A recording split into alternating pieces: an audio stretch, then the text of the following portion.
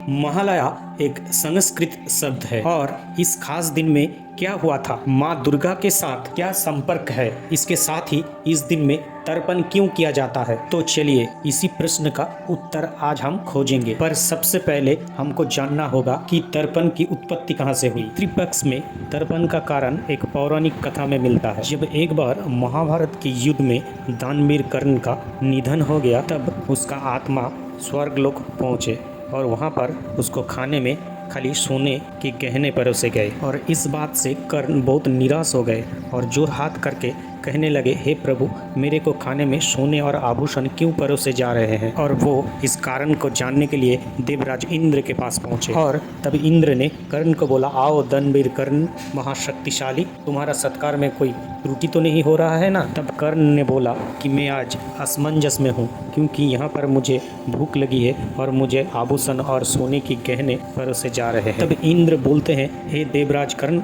इसका कारण तुम्हारे कर्मों से जुड़ा हुआ है, क्योंकि मनुष्य अपने जीवन काल में जितनी भी दान धन करता है उतना ही पुण्य उसके आत्मा को मिलता है। तब कर्ण ने बोला कि हे देवराज इंद्र, मैंने तो कभी दान धन करने में कभी कमी नहीं किया, ये तो आप भले भांति ही जानते हैं। तब इंद्र ने बोला कि मैं जानता हूँ दानवीर कर्ण, आपके दान धन को युगों युगों तक याद रखा जाएगा, लेकिन आपने हर वक्त सोने और आभूषण ही दान किया, आपने कभी भी अपने पूर्वजों को खाना नहीं दान किया। तब कर्ण बोलते हैं, हे देवराज इंद्र, मैं मेरी पूर्वजों को नहीं जानता, कृपया आप मेरी मदद कीजिए। तब इंद्र जी बोलते हैं कि मैं आपकी सहायता जरूर करूँगा, आपको 15 दिन अवधि पृथ्वी लोक में जाने का अनुमति देता हूँ, ताकि आप अपने पूर्वजों को भोजन दान कर सको और अपनी पितृपक्ष के ऋण से मुक्त हो सको और इस तर्पण से आपको पुण्य मिल सके, ये मैं चाहता हूँ। और कर्ण ने इंद्र के प्रति आभार व्यक्त करते हुए धन्यवाद कहकर पृथ्वी लोक में आकर अपने पूर्वजों को तर्पण के द्वारा पूरे 15 दिन तक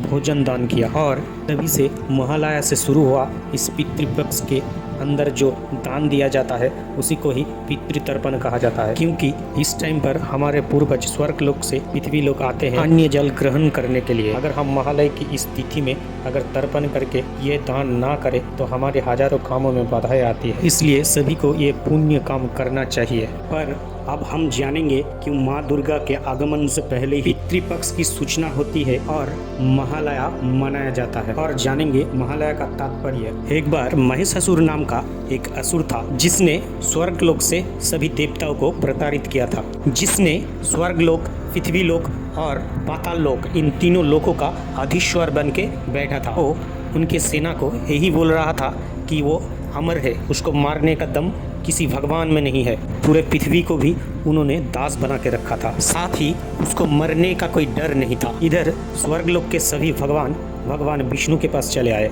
और त्राही त्राही करने लगे कि उनको बचाए जाए। तभी नारद जी देवराज इंद्र को कहने लगे कि आप थोड़ी देर प्रतीक्षा करें, क्योंकि अभी विष्णु जी सो रहे हैं।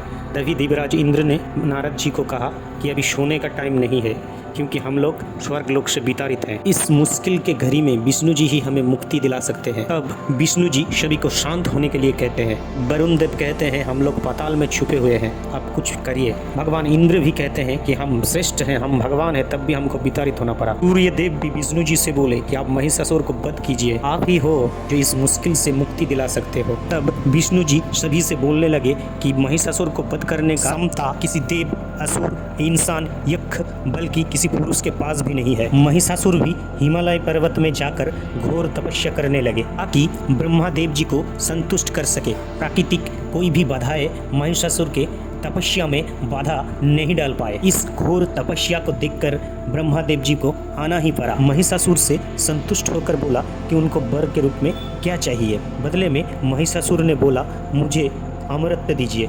लेकिन ब्रह्मा जी ने कहा, अमरत्व तो खाली देवलोक के पास ही हो सकता है, तुमको कैसे दिया जाए। महिषासुर ने बोला, मुझे ऐसा वर दीजिए जिससे मुझे कोई देव, असुर, इंसान, यक्ष, पशु, पक्षी बल्कि पृथ्वी के कोई मनुष्य भी नहीं मार सके। ब्रह्मा जी ने तथास्तु बोलकर चले गए। इस वर को पाकर महिषासुर बहुत खुश हुए और जोर जोर से हंसने लगे और कहने लगे कि मैं सारे पृथ्वी का राजा बन गया। फिर उनका पृथ्वी लोक पर अत्याचार शुरू हो गया। मुनि, ऋषि इत्यादि जब तपस्या कर रहे थे, तब असुर लोगों ने आके उनकी तपस्या भंग कर दी और फिर कहने लगे कि पूजा करनी है तो महिषासुर की करे, भगवान को कोई भी प्रसाद ना चढ़ाया जाए। ये बात कहने के बाद मुनि ऋषियों को मार के वहाँ से भगा दिए। इस विनाश के बाद असुर लोग जोर जोर से हंसने लगे। के बाद सभी देव बोलने लगे कि प्रसाद अन्य जल ग्रहण ना करके वो दुर्बल हो रहे हैं और असुर से लड़ नहीं पा रहे हैं, क्योंकि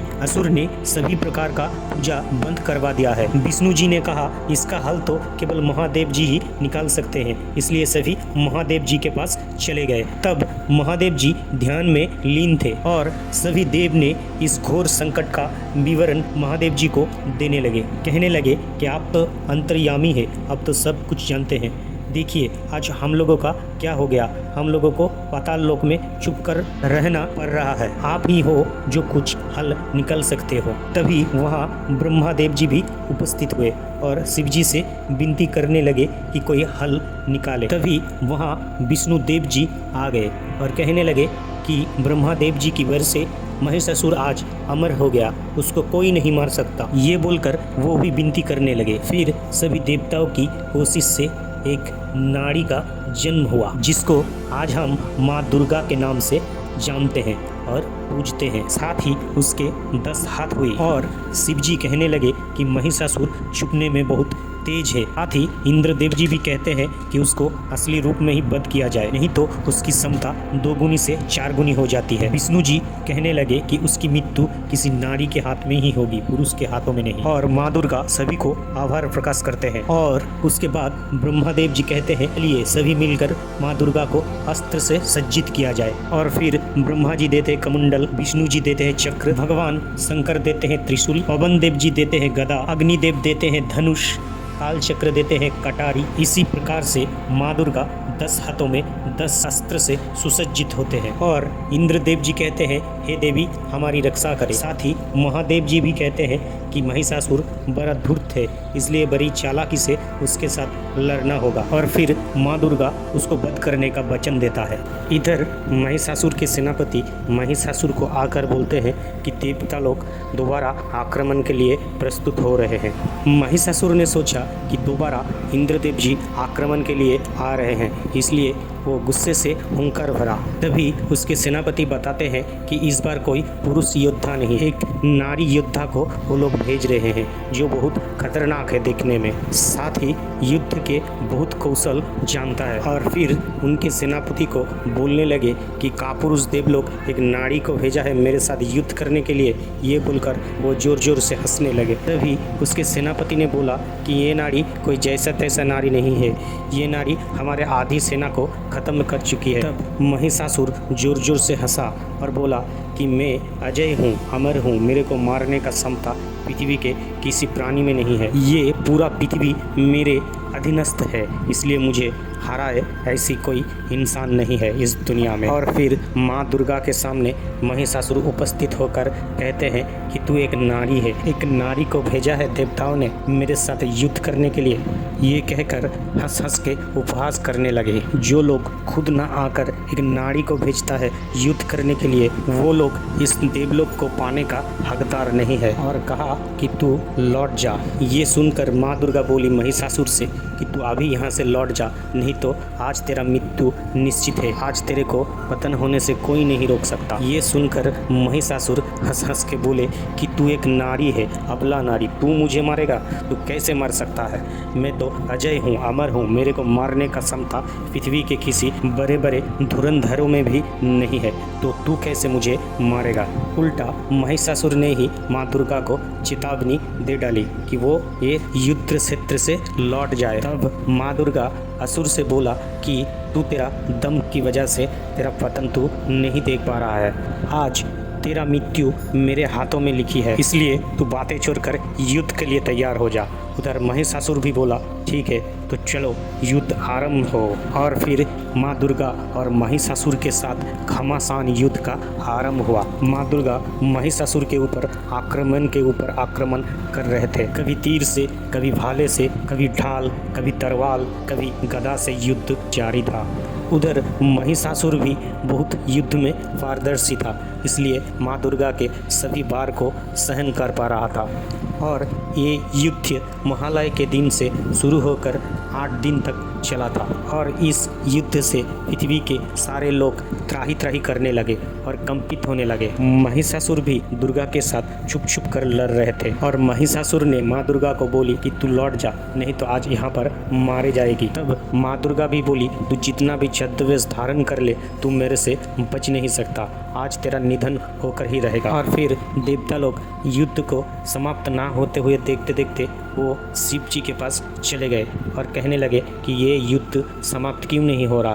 तब शिव जी ने बोला कि चिंता की कोई बात नहीं, आज असुर का निधन होकर ही रहेगा। और इधर युद्ध एकदम चरम सीमा पर पहुंच गई। इधर महिषासुर एक भैंस के पेट में छुपकर माँ दुर्गा को वार कर रहे थे। तभी माँ दुर्गा ने भैंस की मुंडी काट दी और वहां से महिषासुर निकल आई और जोर जोर से हंसने लगी। और फिर माँ दुर्गा महिषासुर की इस चालाकी को देख और गुस्से से उसके सीने में त्रिशूल काट दिए और उसी वक्त इस विश्व ब्रह्मांड से महिषासुर का वध हो गया और माँ दुर्गा की इसी रूप को ही हम जानते हैं। और इधर शिव जी भी कहने लगे कि आज से माँ दुर्गा की इसी मूर्ति को ही पृथ्वी लोक में पूजा किया जाएगा और तभी से महालय के इस दिन को बहुत खास माना गया है। अगर आपको ये खास पेशकश अच्छा लगा हो तो लाइक, शेयर और सब्सक्राइब जरूर कर देना।